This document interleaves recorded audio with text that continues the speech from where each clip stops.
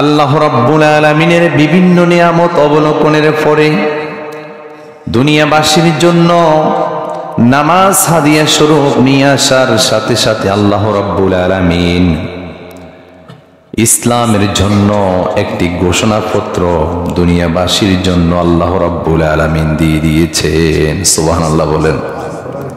আল্লাহ রাব্বুল আলামিন সূরা বনী ইসরাঈল কুরআনুল কারীমের 17 নম্বর সূরা বনী ইসরাঈলে মেহরাজ সম্পর্কিত আলোচনা করেছেন এবং বিশ্ববাসীর জন্য ইসলামের একটি ঘোষণাপত্র দিয়ে দিয়েছেন। মেরাজের সেই ঘোষণাপত্রে আল্লাহ রাব্বুল আলামিন 1-2 দফা নয় 14 দফা কর্মসূচি ঘোষণা করেছেন। সুবহানাল্লাহ বলেন।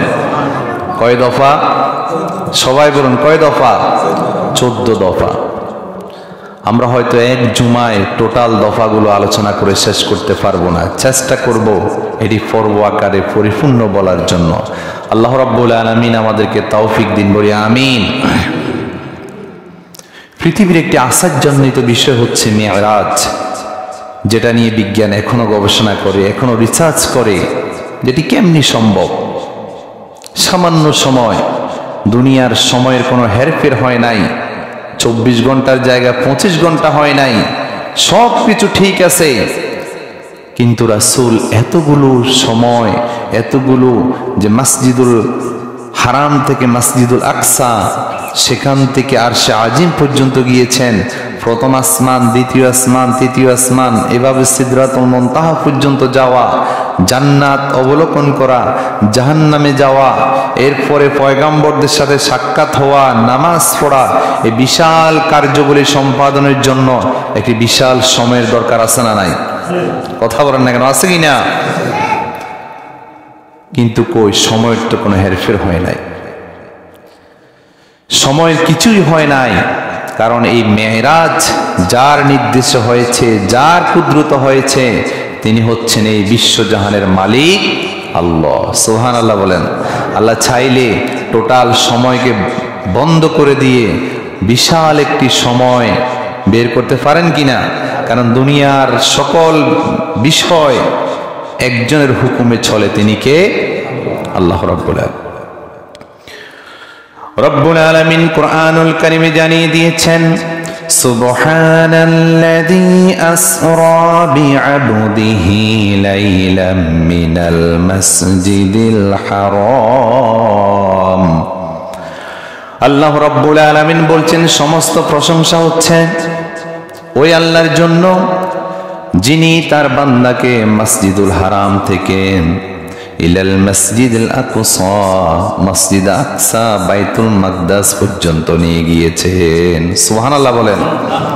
মসজিদ হারাম আর মসজিদ আকসা, মক্কা থেকে জেরুজালেম, ফিলিস্তিনের দূরত্ব আছে না নাই? কিন্তু আল্লাহ রাব্বুল আলামিন সামান্য সময় নিয়ে গিয়েছেন। আল্লাহ বলছেন, আল্লাযী বারাকনা হাওলাহু লিনুরিয়াহু মিন আয়াতিনা। ওই সময় আল্লাহ রাব্বুল আলামিন ওই সময়ের পরিবেশটাকে বরকতময় করে দিয়েছেন। একটি সেকেন্ডকে কোটি কোটি সেকেন্ড করার ক্ষমতা আল্লাহর কাছে আছে না নাই? আল্লাহ রাব্বুল আলামিন সে বরকতটি দিয়েছেন। ইন্নাহু হুয়াস সামিউল বাসীর। আল্লাহ সব কিছু শুনেন এবং সব কিছু দেখেন। সব কিছু শোনার এবং দেখার ক্ষমতা যার কাছে আছে, তিনি কে? আল্লাহ। সময় তো হাজির, আমরা মেরাজ নিয়ে আলোচনা খুব বেশি বিস্তারিত করব না, কিন্তু মেরাজে যে কর্মসূচিগুলো আল্লাহ রাব্বুল আলামিন দুনিয়াবাসীর জন্য দিয়েছেন, সেটা নিয়ে আমরা আলোচনা করব। প্রথম কথা হচ্ছে, এটি হচ্ছে ইসলামের একটি ঘোষণাপত্র। আমাদের দেশে এখন বিপ্লবের ঘোষণাপত্র নিয়ে ভেজাল আছে না নাই? যে কে দিবে বিপ্লবের ঘোষণা, ক্রেডিট নিতে চায় এই বিপ্লবে কার অবদান বেশি ছিল, এই জাতীয় ফিতনা আমাদের দেশে আছে না নাই? বিপ্লবের এই ক্রেডিট কোনো জ্ঞানী ব্যক্তি যার কাছে ইলম আছে, দ্বীনের জ্ঞান আছে, এই ক্রেডিট কখনো নিজে নেবে না। কারণ সকল সফলতার ক্রেডিটের একমাত্র মালিক কে? আল্লাহ যদি না চাইতেন তাহলে বিপ্লব সাধন হওয়া এটা সহজ বিষয় নয়। আল্লাহ রাব্বুল আলামিন পৃথিবীর সকল জালেমকে ধ্বংস করেছেন আল্লাহর বাহিনী দ্বারা। ফেরাউন, নমরুদ, হামান, তাদেরকে আল্লাহ রাব্বুল আলামিন ধ্বংস করে দিয়েছেন আল্লাহর বিশেষ ক্ষমতা দ্বারা, ঠিকই না? অতএব মানুষ উসিলা হতে পারে, কিন্তু একজন মুমিন বিশ্বাস করে যে সকল কিছুর মালিক আমি নই, মালিক কে? আল্লাহ রাব্বুল আলামিন।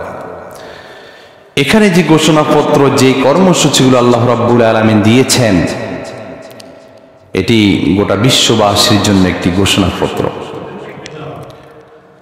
আল্লাহ রাব্বুল আলামিন প্রথম যে কর্মসূচি দিয়েছেন, এক নম্বরে বলছেন ওয়াকাদা রাব্বুকা আল্লা তা'বুদু ইল্লা ইয়্যাহু। আল্লাহ রাব্বুল আলামিন ফয়সালা দিচ্ছেন আল্লা তা'বুদু ইল্লা ইয়্যাহু, তোমরা আল্লাহ ছাড়া আর কারো ইবাদত করো না। এই কথাটি কার? সবাই বলুন কার? আল্লাহ তা'বুদু ইল্লা ইয়্যাহু। এক নাম্বার কর্মসূচি হচ্ছে যে তোমরা আল্লাহ ছাড়া আর কারো ইবাদত করতে পারবে না। অর্থাৎ আল্লাহ রাব্বুল আলামিন জানিয়ে দিয়েছেন এই পৃথিবীতে একজন মানুষ তার সৃষ্টিকর্তার ইবাদত করবে আর কারো ইবাদত করতে পারবে না। তার মানে ইবাদত যদি করতে হয় একজনেরই করতে হবে। জবান খুলে বলুন তো তিনি কে? আরো জোরে বলুন তিনি কে? কেননা আল্লাহ রাব্বুল আলামিন বলছেন ওয়ামা খালাকতুল জিন্না ওয়াল ইনসা ইল্লা লিয়াবুদুন। ওহে দুনিয়ার মানুষ, আমি তোমাদেরকে কেন সৃষ্টি করেছি শোনো। অন্য কোনো উদ্দেশ্য নিয়ে আমি তোমাদেরকে সৃষ্টি করি নাই।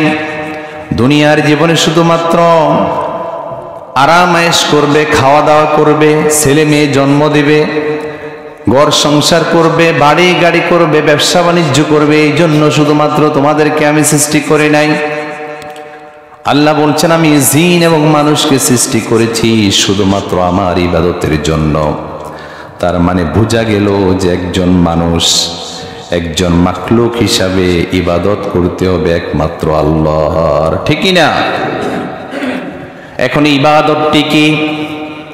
মানুষ যদি মনে করে ইবাদত মানে হচ্ছে শুধুমাত্র নামাজ, শুধুমাত্র রোজা, শুধুমাত্র হজ, শুধুমাত্র যাকাত দেওয়া, শুধু আনুষ্ঠানিক এগুলাকে যদি ইবাদত মনে করে, আর সামগ্রিক টোটাল বিষয়গুলাকে যদি ইবাদত মনে না করে, তাহলে বুঝতে হবে সে ইবাদতের মূল উদ্দেশ্য যেটা, ইবাদতের লক্ষ্য উদ্দেশ্য যেটা, সে আসলেই বুঝতে পারে নাই। আমাদের দেশে মনে করবেন, দেখবেন যে কিছু লোক নামাজ পড়ে কিন্তু সুদের সাথে তার লেনদেন আছে না নাই? নামাজ পড়ে, রোজা রাখে, হজ করে, কিন্তু হালাল হারামের সাথে তার কোনো বাছবিচার নাই। কোনটা হালাল কোনটা হারাম সেটা একটু বিচার করে না। সুদ, ঘুষ, দুর্নীতি, সাদাবাজি, টেন্ডারবাজি সব কিছু করে, আবার প্রত্যেক বছর ওমরা অথবা হজ করারও চেষ্টা করে। এমন কিছু মুসলমান আমাদের সমাজে আছে না নাই? কথা বলেন আছে?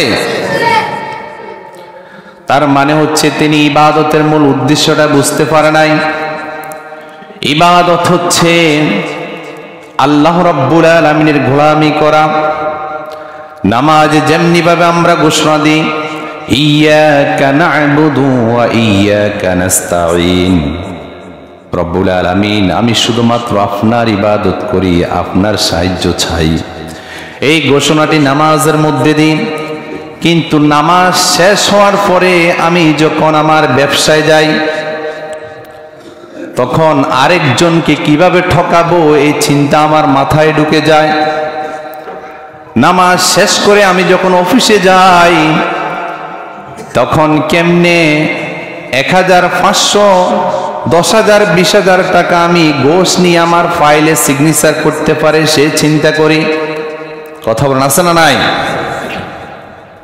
আমি নামাজ পড়িয়া অন্যের জমির কিছু অংশ কিভাবে আমার কাছে নিয়ে আসতে পারি এই তদবির করে চিন্তা করি। আমি নামাজ পড়ি আত্মীয়তার হক নষ্ট করি, আমি নামাজ পড়ে মিথ্যা বলি, আমি নামাজ পড়ে হারাম কাজের সাথে আমার সম্পর্ক।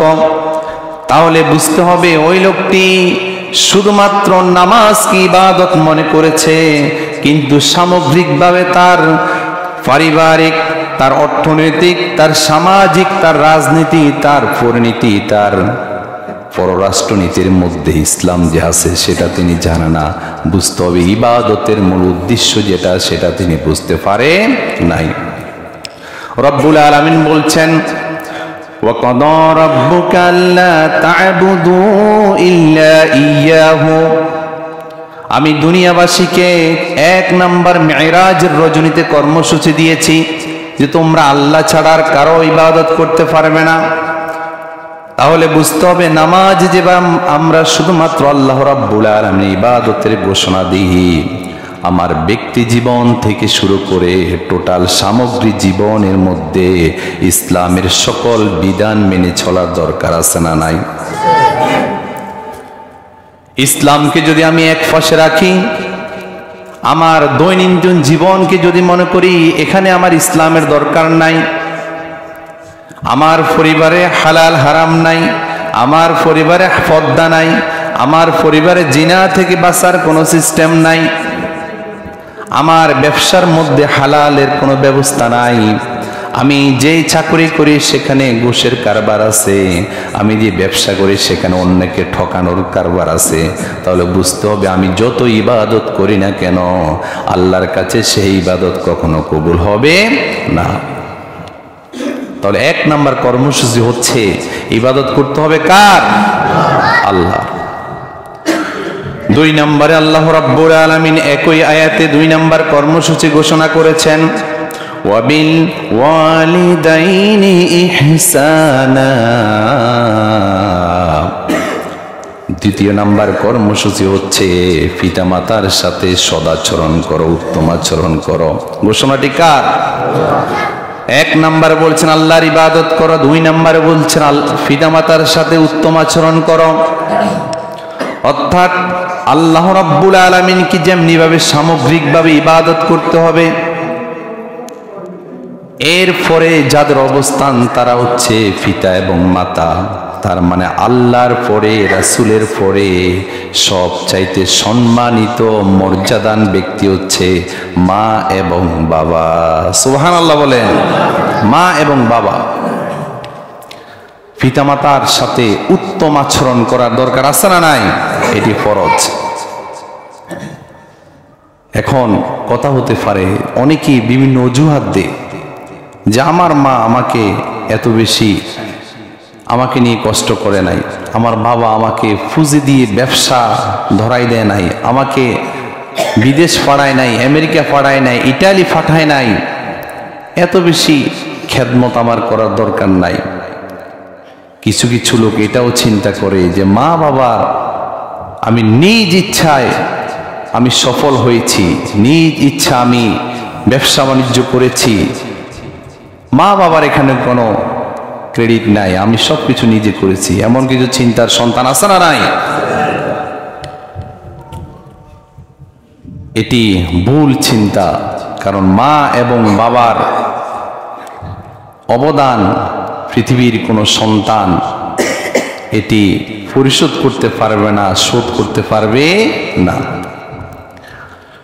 হযরতে আবু হুরায়রা যখন ইসলাম গ্রহণ করেছেন বেশি সময় আল্লাহর রাসূলের কাছে থাকতেন, আহলে সুফার অধিবাসী ছিলেন, আল্লাহর রাসূলের কাছে চলে যেতেন, রাসূলের কাছে গিয়ে জ্ঞানের চর্চা করতেন, হাদিস শিখতেন, কোরআন শিখতেন, ইসলাম নিয়ে গবেষণা করতেন। মায়ের কাছে বেশি সময় দিতেন না, রাসূলের কাছে চলে যেতেন।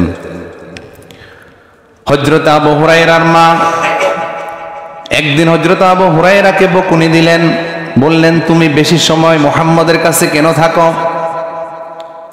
যদি তুমি আমার সন্তান হিসেবে নিজেকে পরিচয় দিতে চাও তাহলে মুহাম্মদের এই দরবার তোমাকে ছাড়া লাগবে, মুহাম্মদের কাছে যাওয়া যাবে না। হযরত আবু হুরায়রা বুঝতে পেরেছিলেন যে আমার কাছে সবচাইতে প্রিয় জায়গা হচ্ছে রাসূলের স্থান, রাসূলের কাছে যাওয়া, কারণ সেখানে গেলে আমি ইসলামের নতুন নতুন বাণী শুনতে পারি। যখনই হযরত আবু হুরায়রা তার মায়ের এই সকল বকুনিগুলো শুনলেন, মা তাকে জানিয়ে দিলেন, আল্লাহ রাসূল সম্পর্কে বিভিন্ন ধরনের কথা বললেন। হযরত আবু হুরায়রা আল্লাহ রাসূলের কাছে গিয়ে বললেন, ইয়া রাসূলুল্লাহ, আমার মা আমাকে আজকে অনেক বকুনি দিয়েছে, আমি কেন আপনার কাছে আসি, সেই জন্য আমাকে অনেক বকা শুনতে হয়েছে। আল্লাহ রাসূল হযরত আবু হুরায়রাকে বললেন, আবু হুরায়রা, তুমি কি তোমার মা সম্পর্কে আমার কাছে নালিশ দিচ্ছ, আমার কাছে বিচার দিচ্ছ? অর্থাৎ এই কথা দ্বারা আল্লাহ রাসূল আবু হুরায়রাকে বুঝিয়ে দিলেন, তোমার মা মুশরিকা হতে পারে, এরপরও তিনি তোমার মা, কোনোভাবেই মায়ের বিচার নালিশ অন্যের কাছে দেওয়া যাবে না। মা এবং বাবা কোনো অবদান না থাকলেও, ভালো কাজে নিষেধ করলেও, এরপরেও মা এবং বাবার সাথে কখনো বেয়াদবি করা যাবে না। কোন অভিযোগ মা এবং বাবা সম্পর্কে করা যাবে না। আপনার বাবার অনেক অবদান আছে, আপনার মার ঋণ তো শোধ করতে পারবেনই না। আল্লাহ রাসূল বললেন, তুমি কেন তোমার মা সম্পর্কে আমার কাছে বিচার দিচ্ছ? হযরত আবু হুরায়রা বললেন, ইয়া রাসূলুল্লাহ, আমি আমার মা সম্পর্কে আপনাকে নালিশ দিচ্ছি না, বরং আমি আপনার কাছে একটু দোয়া চাই। আমি বিশ্বাস করি আপনি যদি দোয়া করেন তাহলে আমার মাকে আল্লাহ রাব্বুল আলামিন হেদায়েত দিবেন। ইয়া রাসূলুল্লাহ, আপনি দয়া করে আমার মায়ের জন্য একটু দোয়া করেন। বিশ্বনবী আল্লাহ রাব্বুল আলামিনের কাছে হাত তুলে দোয়া করলেন, আল্লাহুম্মা হিদি উম্মি আবু হুরায়রা, ওয়াল্লাহ আবু হুরায়রার মাকে তুমি হেদায়েত দিয়ে দাও। এই দোয়াটি রাসূলের মুখ দিয়ে বের হতে দেরি হযরত আবু হুরায়রা অমনি ভাবে দৌড়ানো শুরু করে দিল। হযরত আবু হুরায়রা জ্ঞানী লোক ছিলেন, খুব বেশি দৌড়াদৌড়ি করতেন না, ঝগড়াঝাড়িতে থাকতেন না, কারণ জ্ঞানী লোক খুব বেশি কথা বলে না, খুব বেশি নড়াচড়া করে না। জ্ঞানের একটি ওজন আছে না নাই? কথা বলেন, আছে কিনা? দেখবেন খালি কলসি একটু বেশি ডুলে কিনা। জ্ঞানী লোক কিন্তু খুব বেশি প্রয়োজন ব্যতীত কথা বলে না। এলেমের একটি লোড আছে, ওজন আছে। কিছু লোক বেশি কথা বলে, আছে না না? এমন প্রত্যেকটি কথার জন্য আল্লাহর কাছে হিসাব দেওয়া লাগবে কিনা? যখনই হযরত আবু হুরায়রা দৌড়ানো শুরু করে দিল, সাহাবায়ে কেরাম বলল, আবু হুরায়রা দৌড়াচ্ছ কেন? হযরত আবু হুরায়রা বলল, ও আমার সাহাবীরা, আমাকে ছেড়ে দাও। আমি জানি আল্লাহর রাসূল যখন কোনো দোয়া করে সেই দোয়া কখনো বৃথা যায় না। আমার মায়ের জন্য আল্লাহ রাসূল নিজেই দোয়া করেছেন। আমি একটু দেখতে চাই আমি আগে গিয়ে বাড়িতে পৌঁছি নাকি আমার রাসূলের দোয়া আগে পৌঁছে যায়। আল্লাহু আকবার বলেন। হযরত আবু হুরায়রা দৌড়িয়ে বাড়িতে গিয়ে দেখলেন আল্লাহ রাসূলের দোয়া কবুল হয়ে গিয়েছে। হযরত আবু হুরায়রার মা ওযু করে ইসলাম গ্রহণ করার জন্য আগে ভাগে প্রস্তুতি নিয়ে দাঁড়িয়ে আছে। আল্লাহু আকবার বলেন। বলতেছিলাম আল্লাহ রাব্বুল আলামিন কুরআনুল কারীমে ঘোষণা দিয়েছেন, ওয়াবিল ওয়ালিদাইনি ইহসানা, মা এবং বাবার সাথে উত্তম আচরণ করতে হবে, মা এবং বাবার সাথে কখনো বেয়াদবি করা যাবে না। এই ঘোষণাটি কার? কথা বলেন, কার? 2 নম্বর কর্মসূচি আল্লাহ রাব্বুল আলামিন দুনিয়াবাসীর জন্য মেহরাজের রজনীতে দিয়েছেন। 3 নম্বর যে কর্মসূচি দিয়েছেন, ওয়াআতিযাল কুরবা হাক্কাহু ওয়াল মিসকিনা ওয়া ইবনাস সাবিল। 3 নম্বরে কর্মসূচি দিয়েছেন আল্লাহ রাব্বুল আলামিন, তোমরা তোমাদের নিকট আত্মীয়ের অধিকারগুলো দিয়ে দাও। ওয়াল মিসকিন ওয়াবনাস সাবিল, মিসকিন এবং মুসাফির যারা, তাদের হকগুলো তাদেরকে দিয়ে দাও। সুবহানাল্লাহ বলেন। ইসলাম এমন একটি জীবন ব্যবস্থা, এখানে কেউ জিতবে কেউ ঠকবে এই জাতীয় কোনো বিষয় নাই। ইসলাম হচ্ছে complete code of the life. ইসলাম হচ্ছে এমন একটি জীবন ব্যবস্থা, এখানে সব কিছু আছে না নাই। আপনাকে ইসলাম মানলে কোথাও যেতে হবে না। এখানে আপনার ব্যক্তি জীবন, পরিবার জীবন, সামাজিক জীবন, রাজনৈতিক জীবন, এরপরে আন্তর্জাতিক জীবন, সব কিছু ইসলামে আছে না নাই। আর সেই জীবন ব্যবস্থা যেই গ্রন্থের মধ্যে লিপিবদ্ধ আছে সেটার নাম হচ্ছে আল কোরআন। কি নাম? এখন কেউ যদি মনে করে ইসলামের সমাজনীতি রাজনীতি নাই, বুঝতে হবে তার সাথে কোরআনের কোনো সম্পর্ক নাই। কোরআন তো পড়ে না, জানবে কিভাবে? অথচ আল্লাহ রাব্বুল আলামিন জানিয়ে দিয়েছেন, আল্লাযীনা ইম্মাক্কান্নাহুম ফিল আরদ, আমি যখন কাউকে কোনো জমিনের ক্ষমতা দিয়ে থাকি, তার কর্মসূচি হচ্ছে, কাজ হচ্ছে চারটি। 1 নম্বর আকামাস সালাত, নামাজ কায়েম করবে। 2 নম্বরে যাকাত আদায়ের ব্যবস্থা করবে। 3 নম্বরে আমরু বিল মারুফ, সৎ কাজের আদেশ দেবে। 4 নম্বর ওয়ান্নাহুনা আনিল মুনকার, সমস্ত খারাপ কাজ থেকে মানুষদেরকে বিরত রাখবে। এগুলো কোরআনুল কারিমে আছে না নাই? কথা মনে আছে কিনা? যদি কোরআন না পড়ে, কোরআনের সাথে সম্পর্ক না থাকে, তাহলে কোরআনকে গতানুগতিক কিতাব মনে করবে। অথচ কোরআনের মধ্যে সবকিছু আছে না নাই? আছে। তাহলে বলতেছিলাম আল্লাহ রাব্বুল আলামিন 3 নাম্বার মেরাজের রজনীতে ঘোষণাপত্র কর্মসূচি দিয়েছেন যে তোমরা তোমাদের নিকট আত্মীয়ের অধিকারগুলো দিয়ে দাও। নিকট আত্মীয় কারা? মা এবং বাবা কিন্তু নিকট আত্মীয় নয়, বরং মা এবং বাবা হচ্ছে সন্তানের জন্য অধিকার। আত্মীয় কারা? আত্মীয় হচ্ছে নিজের ভাই, নিজের বোন, চাচা, জ্যাঠা, এগুলো হচ্ছে আপন আত্মীয়। সুবহানাল্লাহ বলেন। তাহলে ইসলাম কোরআনের মধ্যে ভাইয়ের সাথে কিভাবে আচরণ করবে, বোনের সাথে কিভাবে আচরণ করবে, আত্মীয়ের সাথে কিভাবে আচরণ করবে, সব কিছু বর্ণনা করে দিয়েছেন।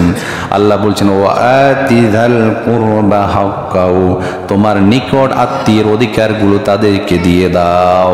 এমন কিছু ভাই আছে নিজের বোনকে হক দিয়ে হকগুলো যথাযথভাবে দেয় না। আবার কিছু বোন আছে ভাইয়ের হকগুলো মেরে দেয়। এরপরে দেখা যায় নিজের চাচা, জ্যাঠা, নিজের আত্মীয়, খালা, খালু, ফুফু যারা আছে তাদের অধিকারগুলো নষ্ট করে। আছে না না এমন? আল্লাহ রাব্বুল আলামিন বলছেন, ওয়া আতিযাল কুরবা হাক্কাহু, এই জাতীয় নিকট লোকদের অধিকারগুলো তাদেরকে দিয়ে দাও। কিছু লোক দেখবেন যে ভালো যে জায়গাটা সেটা নিজের নামে রেখে দেয়, যেটার দাম বেশি না, কম মূল্য, যেটাতে বাড়িঘর হবে না, দোকানপাট হবে না, সেটা বোনকে দিয়ে দে। এই জাতীয় কিছু সালাক ভাই আছে না নাই? সে নিজেকে অনেক সালাক মনে করে যে আমি ছেলে মানুষ, আমার তো সবচেয়ে অধিকার বেশি। এটি আপনি আপনার নিকট আত্মীয়ের, আপনার ভাইয়ের হক নষ্ট করলেন, বোনের হক নষ্ট করলেন। এগুলো নিয়ে আপনি কবরে যেতে পারবেন না। পারবে? আপনি যদি টোটাল সম্পদ আপনার নামে রেখে দেন, যদি আজকে আপনি মৃত্যুবরণ করেন, আপনার যে সম্পদগুলো আপনি অন্যায়ভাবে নিজের নামে রেখেছেন, এগুলার সামান্য পরিমাণও কি আপনি কবরে নিতে পারবেন? কথা বলেন, পারবে কি না? নিবেন কি? নিবেন হচ্ছেন আপনার এই গুনাহ, এই অপরাধ, যে অন্যায় আপনি করেছেন, সেগুলা নিয়ে আপনাকে কবরে যাওয়া লাগবে। সম্পদ নিতে পারবেন না, কিন্তু অপরাধ রেখে যেতে পারবেন না। অপরাধ নিয়ে কবরে যেতেই হবে। তাহলে সালাককে, যে অন্যকে ঠকায় সে সালাক, নাকি ঠকে যায় সে সালাক? কথা বলেন। ঠকে যাওয়াটাই সালাকি। কারণ দুনিয়ার সফলতা কোনো সফল নয়, আখিরাতে যে সফল সে হচ্ছে প্রকৃত সফল। সুবহানাল্লাহ বলেন। তাহলে কোনো অধিকার নষ্ট করা যাবে না। কোনো মিসকিন আপনার কাছে কিছু চেয়েছে, আপনি তাকে দেওয়ার চেষ্টা করুন। আপনার কাছে জামা আছে 5টা, শীতের সময় আপনার কাছে শীতের কাপড় আছে 2-3টা, কিন্তু আপনার পাশের ভাই, আপনার আত্মীয়র মাঝে ঠিক মতো একটা চাদরও নাই গায়ে দেওয়ার জন্য, শীত নিবারণ করার জন্য। আছে না এমন? আপনি ওই মিসকিনের অধিকার নষ্ট করলেন। মিসকিন তো তারা যারা লজ্জায় কারো কাছে চায় না, আবার কাউকে বলতেও পারে না, কষ্টের কথাটা কাউকে বলতেও পারে না, কিন্তু নিজে চলতে অনেক কষ্ট হয়ে যায়। এই জাতীয় লোকরাই হচ্ছে প্রকৃত মিসকিন। আল্লাহ রাব্বুল আলামিন বলছেন এই জাতীয় মিসকিন গুলার অধিকার তোমরা দিয়ে দাও। সুবহানাল্লাহ বলেন। এরপরে বলছেন ওয়াবনাস সাবিল, যারা মুসাফির, সহায় সম্বলহীন। কিছু লোক দেখবেন মাঝে মাঝে গাড়ির মধ্যে তার পকেট মার সকল টাকা পয়সা নিয়ে গিয়েছে, বাড়িহাট বাজারে নেমে তখন সে মানুষের কাছে সহযোগিতা চায় যে আমার সব টাকা পয়সা নিয়ে গিয়েছে, আমাকে কিছু টাকা পয়সা দেন, আমি উত্তরবঙ্গে বাড়ি, আমাকে সেখানে যাওয়া লাগবে। আসে না এমন? আবার এগুলার আড়ালে কিছু অপরাধও করে, অপরাধীও আছে না নাই? মিথ্যা বলে যে আমার সব কিছু নিয়ে গিয়েছে। মিথ্যাবাদের বিচার আছে না নাই?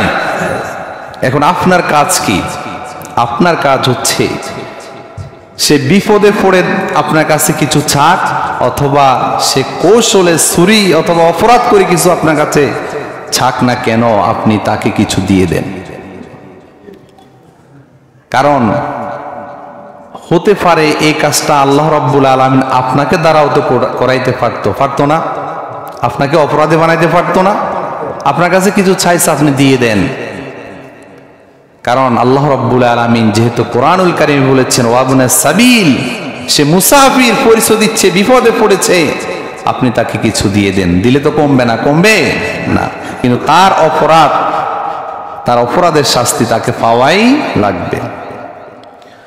4 নাম্বার আল্লাহ রাব্বুল আলামিন কর্মসূচি দিয়েছেন ওয়ালা তুবাযযিরু তাবযীরা। আল্লাহ রাব্বুল আলামিন বলছেন অপচয় করা যাবে না, কারণ অপচয় করা হচ্ছে শয়তানের ভাই। তাহলে আল্লাহ রাব্বুল আলামিন কর্মসূচি দিয়েছেন কোনো অবস্থাতেই অপচয় করা যাবে না। যা প্রয়োজন তা করতে হবে, যা প্রয়োজন তা আপনার জন্য ক্রয় করবেন, যা প্রয়োজন আপনি তা শুধুমাত্র নিজের জন্য, পরিবারের জন্য ব্যয় করবেন। যেটা প্রয়োজন নাই সেটা আপনি খরচ করবেন না। ওয়ালা তুবাযযিরু তাবযীরান, কোনোভাবে অপচয় করা যাবে না। আমাদের সমাজে অপচয় আছে না নাই? সর্বক্ষেত্রে অপচয়। আপনার জামা লাগবে 2টা, কিন্তু জামা ক্রয় করেন আপনি 5টা। আপনার স্ত্রীর জন্য কাপড় লাগবে 3টা, আপনি নিয়ে নিচ্ছেন 10টা, কিন্তু আরেকজন একটা কিন্তু কষ্ট হয়। আছে না এমন? আপনার ছেলের জন্য আপনি কয়েক জোড়া জুতো কিনছেন, পোশাক কিনছেন, কিন্তু আরেকজনের জন্য আপনি কিছুই দিতে পারছেন না। আপনার সেই মন আপনার সৃষ্টি করতে পারেন নাই। নিজে মাছ, গোস্ত, 500 আইটেমের তরকারি দৈনিক খান, অথচ আপনার জন্য স্বাস্থ্যসম্মতভাবে 1-2টা তরকারি হলে হয়ে যায়। অনুষ্ঠানগুলোতে যেই পরিমাণ অপচয় হয়, এই প্রত্যেকটি অপচয়ের জন্য আল্লাহর কাছে জবাব দেওয়া লাগবে কিনা? আল্লাহ বলছেন ওয়ালা তুবাযযিরু তাবযীরা, কোনোভাবে অপচয় করা যাবে না। যে কাজটি আপনি 100 টাকায় করতে পারেন, সেটা আপনাকে 1000 টাকা দিয়ে করার কোনো দরকার নাই। আপনি এখান থেকে হেঁটে চলে যেতে পারেন, অথবা আপনি একটা অটোরিকশা করে চলে যেতে পারেন, কিন্তু না, আপনার জন্য লাগবে সিএনজি। যেটা আপনি 50 টাকা দিয়ে করতেন সেটা আপনি 200 টাকা দিয়ে করছেন। এটা অপচয় কিনা? কেন করছেন? যে আমি এখন ধনী লোক, লোকে আমাকে কি বলবে আমি যদি এখন অটোরিকশায় চলি, আমি যদি এখন প্রাইভেট কারে না চলি লোকে আমাকে কি বলবে। মোটরসাইকেল আপনার দরকার, ডিসকভার আপনি নিয়ে নিয়েছেন, এখন যেগুলো ভার্সন 2, 3 অনেকগুলো আছে না নাই, আপনি মনে করছেন আমি এখন ইয়াং, আমি টাকা পয়সা ইনকাম করি, এখন আমি একটু যদি স্টাইলিশ ভাবে না চলে এটা কি হয়? টোটাল ক্ষেত্রে প্রত্যেকটি অপচয় এটি শয়তানের কাজ। কারণ শয়তান চায় মানুষকে দিয়ে অপচয় করিয়ে তার ঈমান নষ্ট করার জন্য। কারণ যত বিলাসবহুল, যত আরাম আয়েশ, এর সবগুলার মধ্যে গুনাহ অপরাধ আছে না নাই? আছে। তাহলে ওয়ালা তুবাযযিরু তাবযীরা, আল্লাহ রাব্বুল আলামিন বলছেন অপচয় করা যাবে না। এরপরে 5 নম্বরে আল্লাহ রাব্বুল আলামিন কর্মসূচি দিয়েছেন, ওয়া ইম্মা তু'রিদান্না আনহুম ইবতিগাআ রাহমাতিম মির রাব্বিকা তারজুহা ফাকুল লাহুমা কাওলাম মাইসুরা। আল্লাহ রাব্বুল আলামিন বলছেন যখন তোমার কাছে কেউ কিছু চাইবে কিন্তু তোমার এখন দেওয়ার কোনো সামর্থ্য নাই, তাদেরকে ধমক দেওয়া যাবে না, জারি দেওয়া যাবে না, বরং তাদের সাথে তুমি সুন্দরভাবে বলে দাও যে আমি এখন আল্লাহর রহমতের প্রত্যাশা করছি, আমার কাছে যখন তৌফিক আসবে আমি অবশ্যই তোমাকে দেওয়ার চেষ্টা করব। সুবহানাল্লাহ বলেন। ইসলাম কত সুন্দর, কত নিয়ামতপূর্ণ আল্লাহ রাব্বুল আলামিন শিখিয়ে দিয়েছেন। তাহলে কাউকে ধমক দেওয়া যাবে না, বরং আপনার কাছে কিছু যদি চায় আপনি তাকে সুন্দরভাবে বলে দিবেন। আপনার কাছে অনেকে দেখবেন ঘন ঘন শুধু ঋণ খুঁজে, হাওলার টাকা খুঁজে, আত্মীয় স্বজন আছে না না এমন। কারণ আপনি ধমক দিয়ে বললেন যে আমার কাছে কেন চাও প্রত্যেকবার, তাহলে আপনি আল্লাহর বিধান লঙ্ঘন করলেন। কারণ আপনার যে টাকা পয়সা, এই সম্পদ, এগুলা শুধুমাত্র আপনার জন্য নয়, আপনার টাকা পয়সার মধ্যে, সম্পদের মধ্যে আপনার আত্মীয় স্বজন, গরিব মিসকিনের অধিকার আছে না নাই? এগুলা শুধুমাত্র আপনার জন্য আল্লাহ রাব্বুল আলামিন দেন নাই। আল্লাহ রাব্বুল আলামিন কাউকে ধনী বানিয়েছেন, আবার কাউকে গরিব বানিয়েছেন। এই ধনী গরিব ব্যবধান করে আপনাকে একটু পরীক্ষা করতে চান যে আপনি কতটুকু, যারা আপনার চাইতে অর্থ সম্পদ কম, যারা অভাবী, যারা মিসকিন, তাদেরকে কতটুকু সহযোগিতা করেন। আল্লাহ রাব্বুল আলামিন কাল কিয়ামতের দিন দুনিয়ার মানুষদেরকে বলবেন যে আমি তোমাদের কাছে সাহায্য চাইছিলাম, তোমরা আমাকে সাহায্য করো নাই।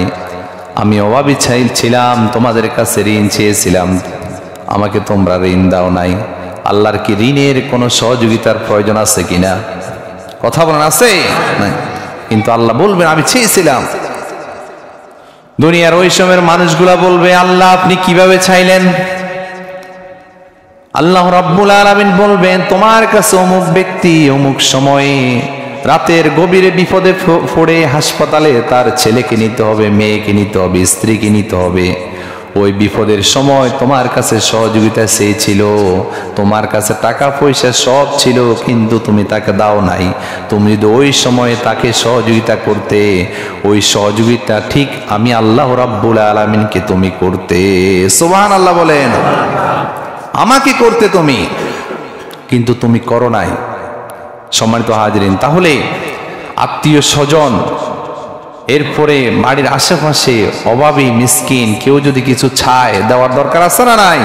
আর যদি দিতে না পারেন তাদেরকে ধমক দেওয়া যাবে না, তিরস্কার করা যাবে না, বরং তাদেরকে সুন্দর ভাষায় বলতে হবে এই মুহূর্তে আমার কাছে নাই, আমি দোয়া চাই যাতে করে তোমাদেরকে আমি দিতে পারি। সুবহানাল্লাহ বলেন।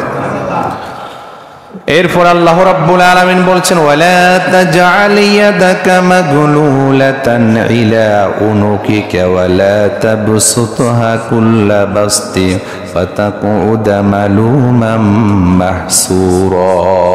আল্লাহ রাব্বুল আলামিন বলছেন যে তোমরা তোমাদের হাতকে একেবারে প্রসারিত করে দিও না, আবার তোমরা হাতকে এভাবে বেঁধে রেখো না। অর্থাৎ এর রূপকত্ব হচ্ছে আল্লাহ রাব্বুল আলামিন বলছেন মধ্যম পন্থা অবলম্বন করার জন্য। অপচয় করা যাবে না, আবার কৃপণতা করারও সুযোগ আছে নাই। ইসলাম কত সুন্দরভাবে আপনাকে আপনার ব্যক্তি জীবন কিভাবে পরিচালনা করবেন এর একটি ঘোষণাপত্র ঠিক করে দিয়েছেন। সুবহানাল্লাহ বলেন।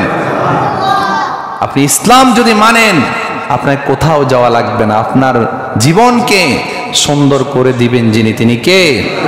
সব কিছু তো আছে, কিন্তু আপনি তো পড়ে দেখেন না।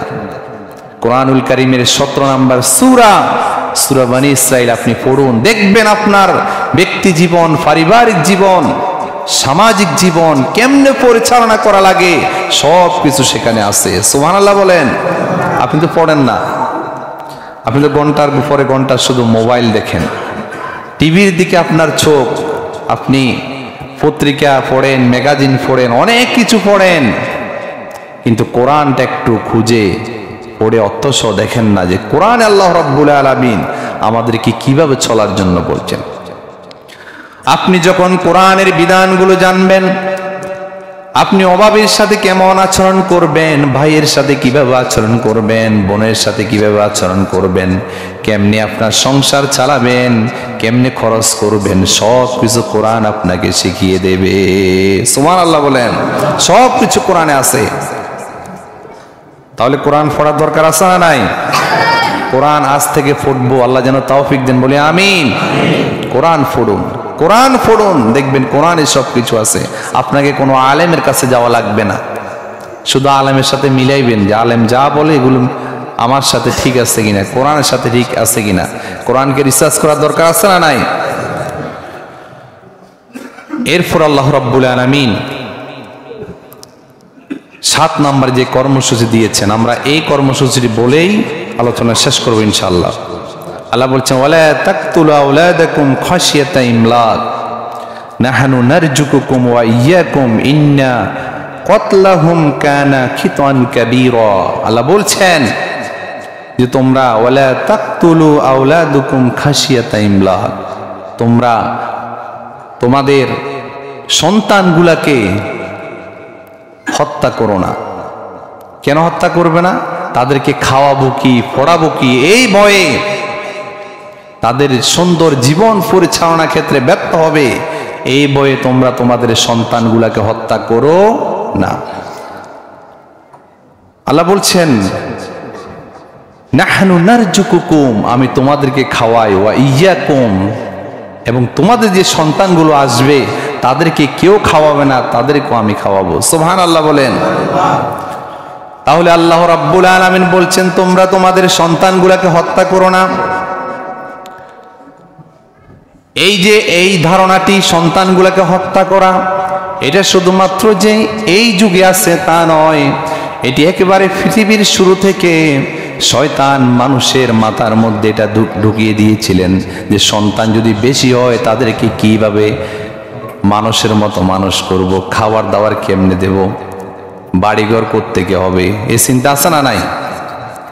অথচ আল্লাহ রাব্বুল আলামিন এই আয়াত দ্বারা এই সকল ধারণাকে একেবারে শেষ করে দিয়েছেন যে তোমরা তোমাদের সন্তানগুলাকে ভয়ে হত্যা করো না, রিজিকের ভয়ে হত্যা করো না।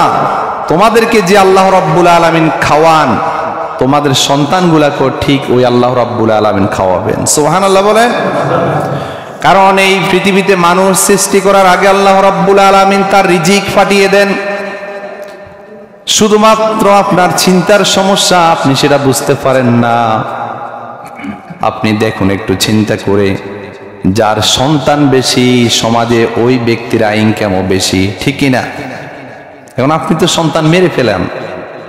স্লোগান আছে, 2টা সন্তানের বেশি নয়, একটা হলে ভালো হয়, আছে না নাই? এমন ইহুদি খ্রিস্টানরা তাদের রাষ্ট্রগুলোতে এখন ঘোষণা দিয়েছে যে যার সন্তান বেশি হবে রাষ্ট্রীয়ভাবে তাকে পুরস্কৃত করা হবে, ঠিক কিনা? কিন্তু আমাদের দেশে কেমন, বিশেষ করে মুসলিম রাষ্ট্রে, বিশেষ করে বাংলাদেশে যাদের সন্তান কম তাদেরকে পুরস্কৃত করা হয়, ঠিক কিনা? কথা কি বোঝা যায়? যাদের সন্তান কম তাদেরকে পুরস্কৃত করা হয়। আর এটার জন্য বিশেষ করে আন্তর্জাতিক কিছু সংস্থা আছে, তাদের মিশন এবং ভিশন হচ্ছে এটাই হু, ইউনিসেফ, এসএমসি বিভিন্ন ধরনের প্রোগ্রাম করে করে কিভাবে মুসলমানদের সন্তান কমানো যায় এই প্ল্যান পরিকল্পনা আছে না নাই? এটা ফ্রি দেওয়া হয়। আপনারা দেখবেন যে আমাদের মা বোনদেরকে তারা কিছু অফার দেয় যে 3 বছরের জন্য জন্ম বিরতিকরণ যদি কোনো কাঠি এখানে প্রবেশ করানো হয় তাকে কিছু টাকা দেওয়া হয়।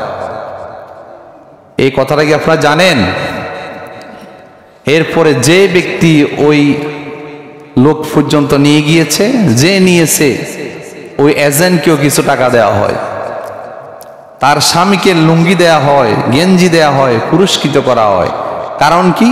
কারণ হচ্ছে তারা তাদের সিস্টেমগুলো মেনে সন্তান আর নিবে না। এরপরে লাইকেশন ব্যবস্থা আছে, কাফারটি আছে, বেসেকটিমি আছে, বিভিন্ন পদ্ধতিতে মুসলমানদের সন্তান নিরোধের জন্য, কমানোর জন্য তারা বিভিন্ন প্ল্যান প্রোগ্রাম নিয়ে বসে আছে। তাহলে কোরআনের বিধানের সাথে এটি সাংঘর্ষিক, ঠিক কিনা? কোরআন বলছেন যে এই ভয়ে তোমরা সন্তান হত্যা করো না, কারণ তাদের রিজিক আমি আল্লাহ রাব্বুল আলামিন সুনির্দিষ্ট করে রেখেছি। মানুষ একটু চিন্তা করতে পারে না, আজ থেকে ধরুন 30 বছর আগে এখন যে রিজিক আছে তখন কি এত রিজিক ছিল? কথা বলেন, আছে কিনা?